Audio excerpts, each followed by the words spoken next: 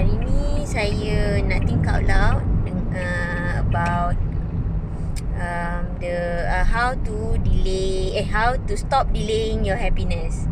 Okay. So saya nak jawab soalan ni dengan satu pertanyaan jugalah. Pernah tak you all menghadapi masa-masa yang you sekarang ni tengah kerja, tengah buat kerja kan, tapi kepala otak tak boleh fokus kat kerja. Duk fikir nanti balik nak tengok TV lah, nak enjoynya boleh tengok TV, nanti boleh relax kat rumah. Lepas tu tengah tengok TV pula,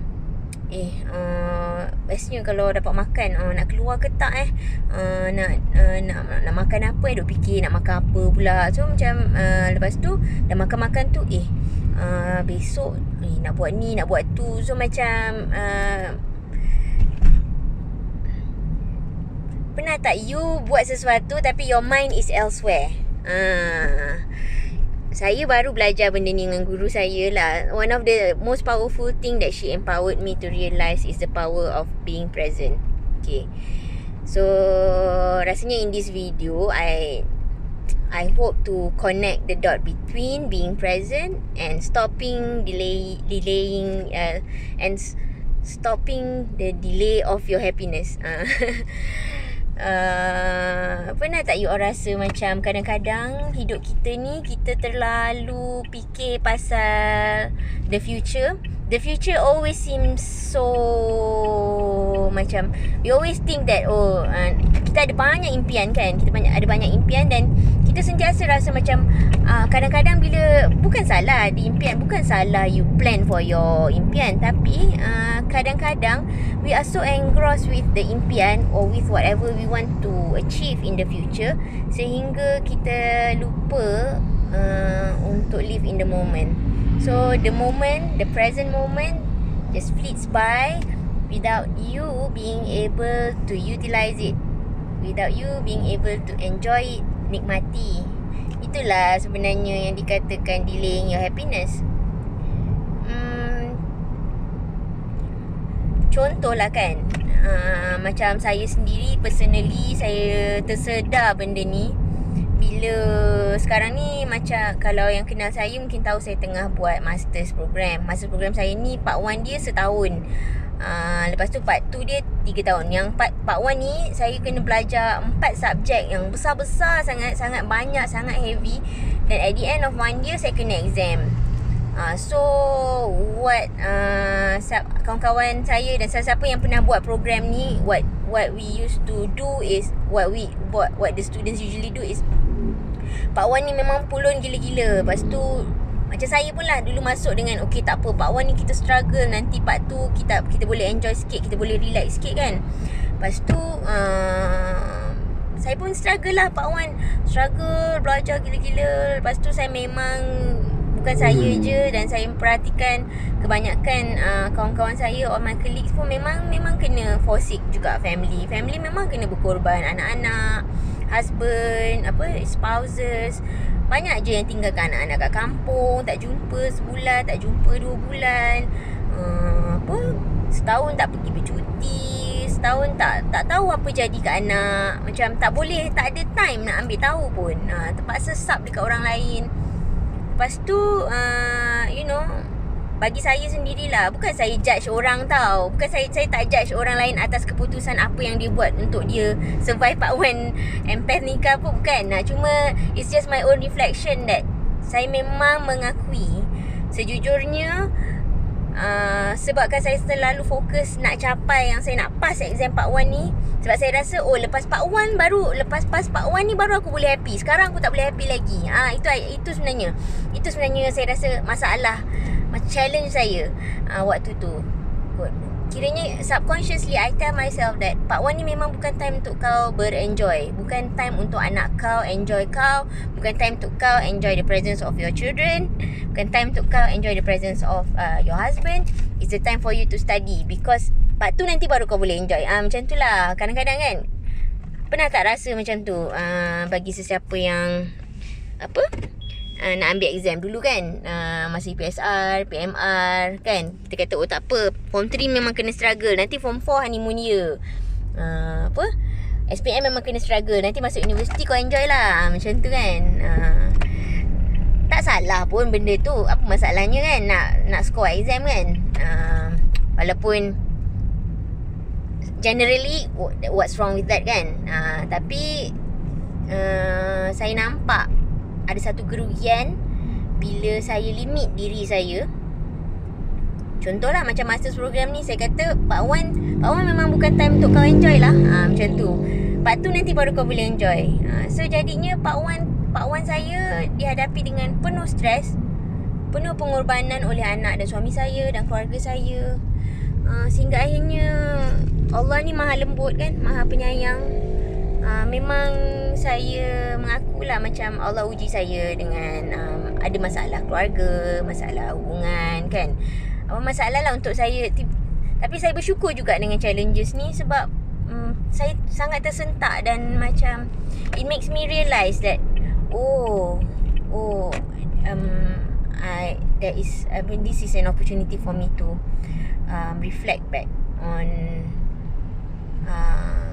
maybe I didn't have the right mindset from the start. Like I said, this is my personal opinion lah. Okay, this is anyway.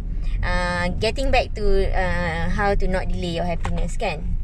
Okay, compared to yang senario yang kau kat tempat kerja, lepas tu duk terfikir pasal enjoy nanti nak tengok TV kat rumah pun semua. Compared dengan situasi tu, pernah tak anda berada dalam situasi di mana you are so engrossed with something? Contohnya macam tengah bercinta ke, tengah daydreaming, tengah berangan, melangut berangan, enjoy sangat berangan tu. Kita tak ada aim nak capai apa-apa pun, tak ada pun. Kau berangan, kau bukan dapat apa kan, tapi sangat syok sangat berangan tu.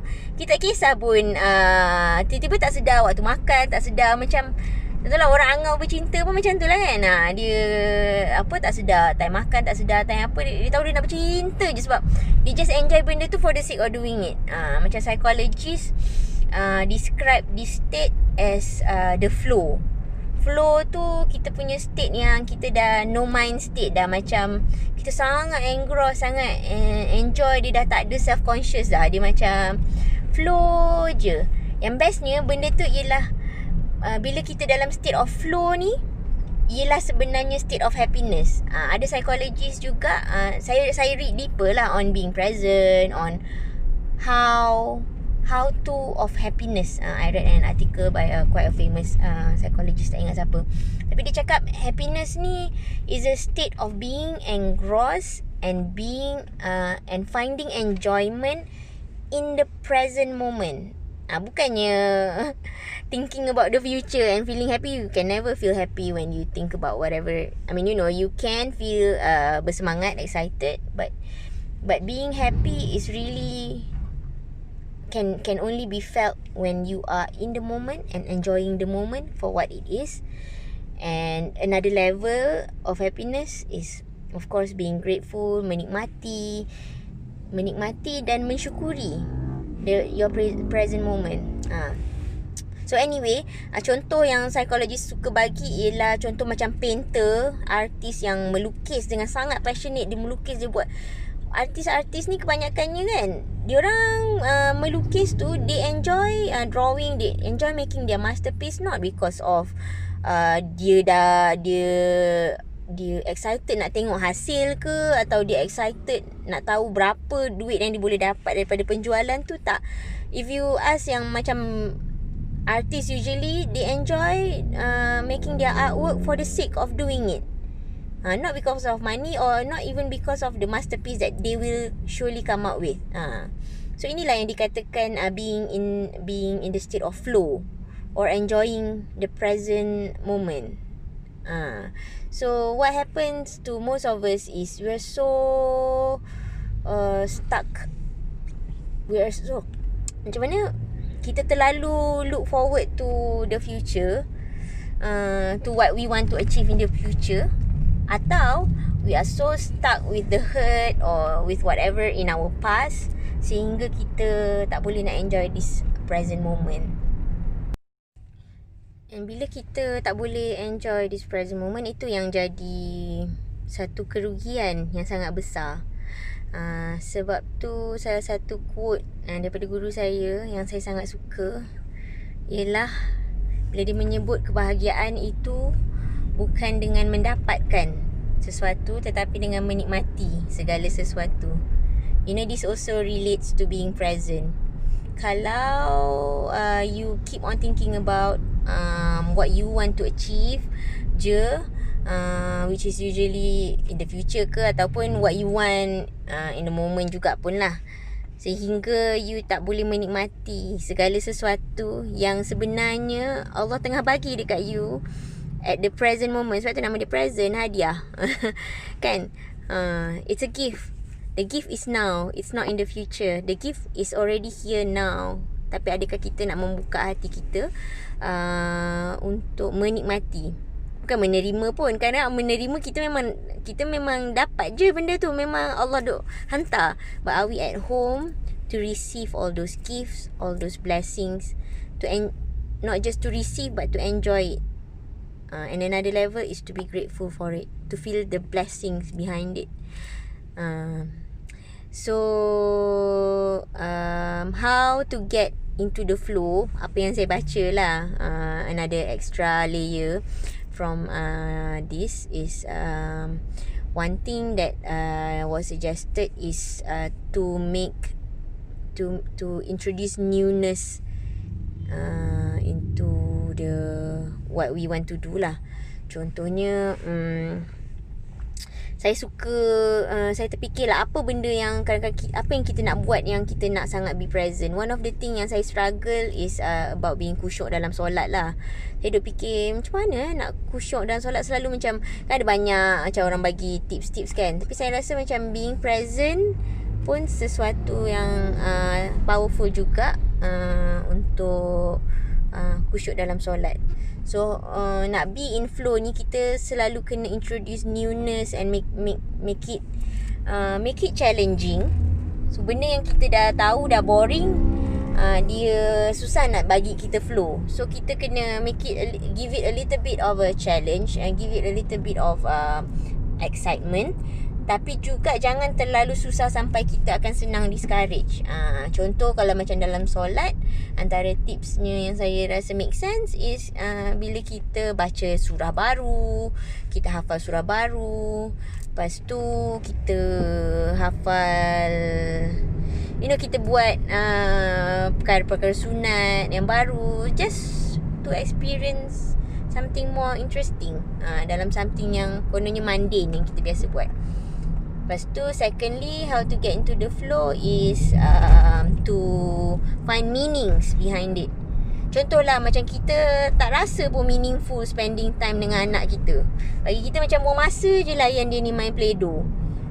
Tapi bila kita understand yang sebenarnya anak kita tu, apa yang dia perlukan dari kita ialah validation.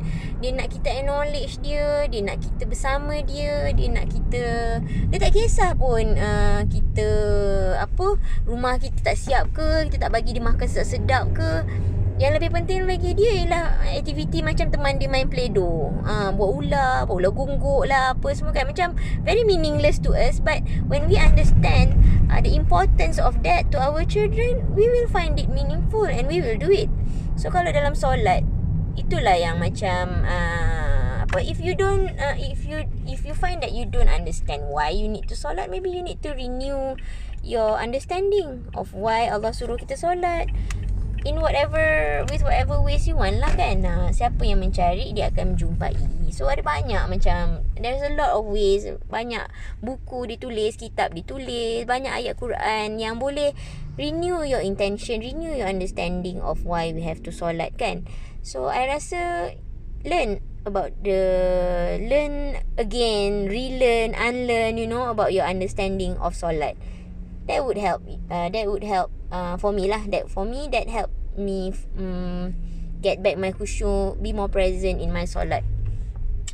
Another thing is to understand the meaning in every words that we say semasa solat. Itu pun something yang powerful juga untuk be more present waktu solat.